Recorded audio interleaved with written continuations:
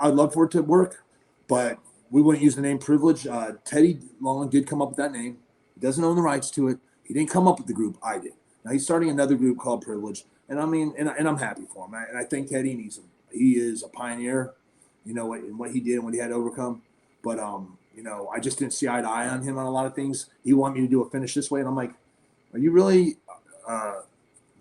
you're a general manager, man? I thought you were a character because on TV, you tell me to do a finish. Kevin Sullivan tells me to do a finish.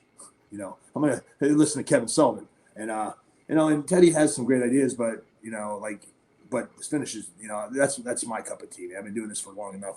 I think I can listen to the crowd and know what they want, and then when I know they want it, I don't want to give it to them. So that was always a mystery why they would listen to Teddy in that group over Kevin for booking ideas with Kevin's reputation. But Kevin is a big supporter of yours.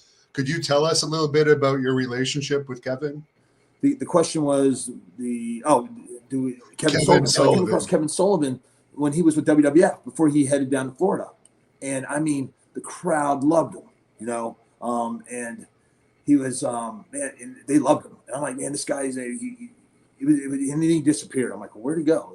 When I was young, and then he's down at Florida Championship Wrestling. I started collecting the magazines when I was little. That was our internet, and I'm like, man, I followed him. And then when he came on with the, I really was intrigued when he was the Taskmaster with the Varsity Club, and that was Dr. Death.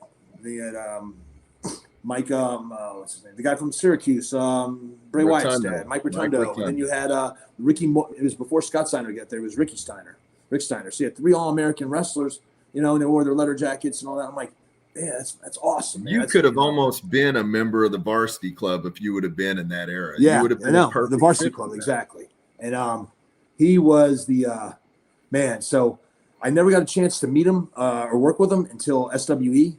I came up to him. I go, Kevin Sullivan, man, I'm a big fan. I go, I would sit and watch stuff of him on YouTube, and the stuff he would do was outrageous, like stuff you would never see. Like I saw him slap a lady, like a news reporter. I mean, just laid her out. And I asked him about that. He goes, yeah, that was Luna Vachon.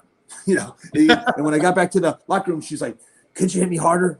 So, I got to ask him a bunch of things that I was like, when I'm watching as a kid, I was scared to death. I was like, oh my God, he's, all the stuff they were saying, but you believed it.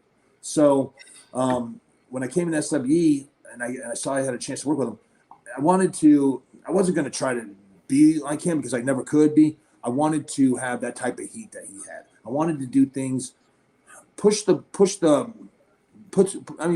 boundaries, bend it, not break it. Sometimes we probably did, but man, it was we're putting asses in seats.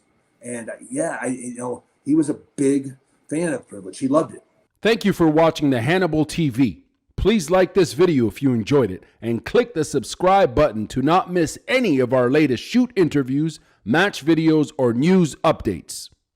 Support us on patreon.com for $1.99 a month to watch our full shoot interviews ad-free and help our channel grow. Follow us on Twitter at the Hannibal TV for instant updates.